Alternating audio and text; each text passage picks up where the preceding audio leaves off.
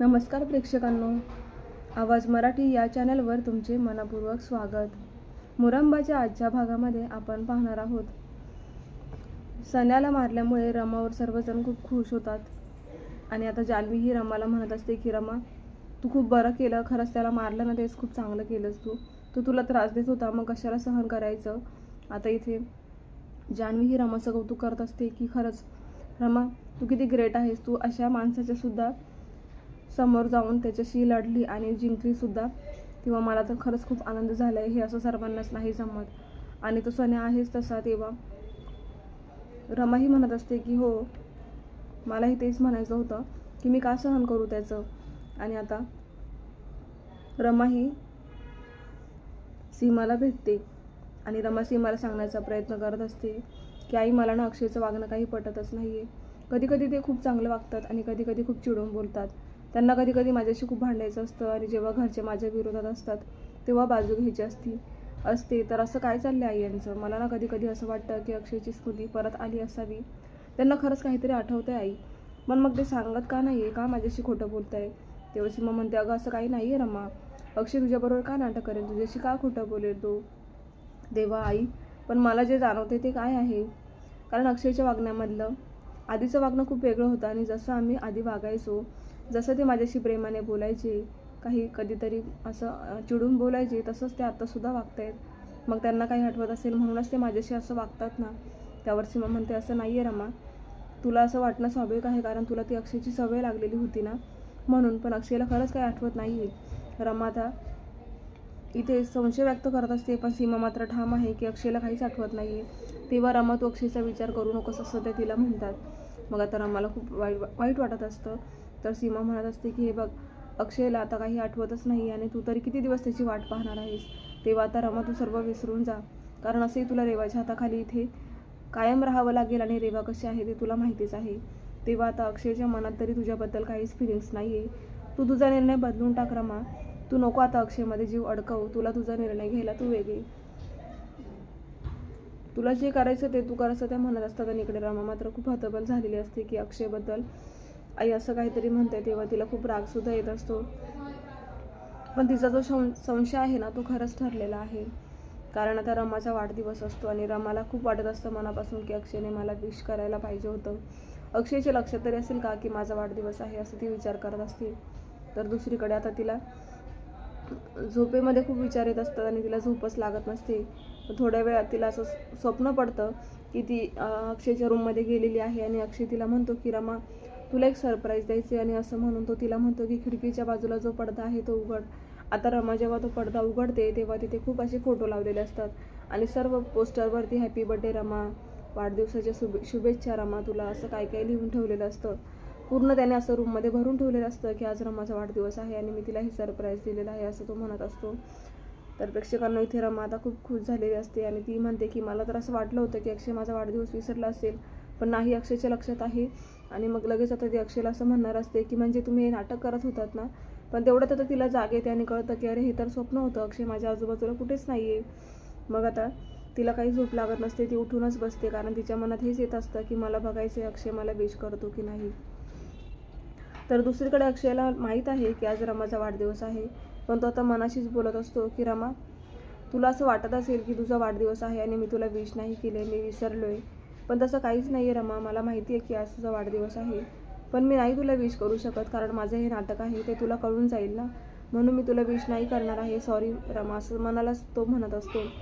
तर पुढे आता तो म्हणतो की पण मला तर खूप काही बोलायचे रमा बरोबर, म्हणून मी माझ्या भावना एका पेपरवर तरी लिहितो। मग आता उद्या हा पेपर मला तिला दाखवता येईल असं म्हणून त्याने आता सर्व आठवणी एका पेपरवर लिहायला घेतलेल्या असतात।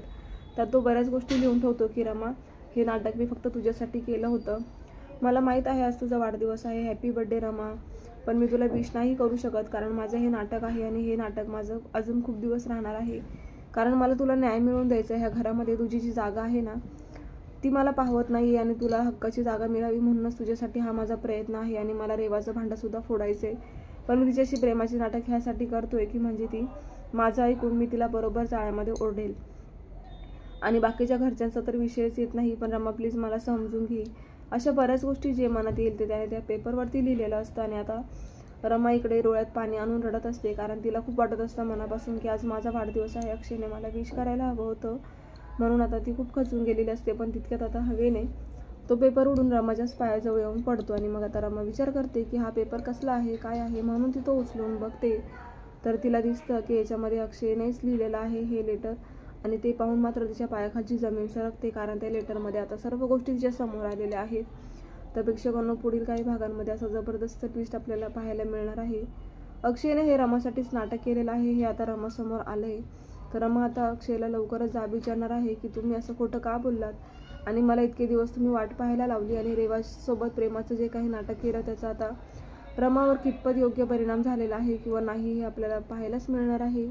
तर दुसरीकडे आता नलिनी काकूंचं आणि रमाकांतचं जे काही नातं आहे ते अभिला कळले आणि अभि म्हणतो की बाबा, तुम्ही एवढे दिवस मला काही म्हणाला सुद्धा नाही. ह्या नलिनी काकू कोण आहेत, म्हणजे तुमची आणि त्यांची कधीपासूनची ओळख आहे, असं त्या म्हणत असतात. रमाकांत काका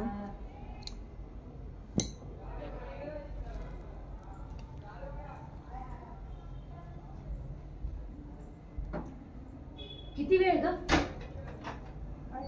निघाचा बर्थडे होता. अरे अक्षय म्हणते 16 वर्ष 15 वर्ष पूर्ण ते नाही चांगलं. अरे पण ह्या दोघं पोरींना गेल्या यांना बघितलं मग अशी खाली होतात, म्हणून मी म्हटलं आता काय करू, मी निघते तो म्हणजे मला बाहेर पाहिजे.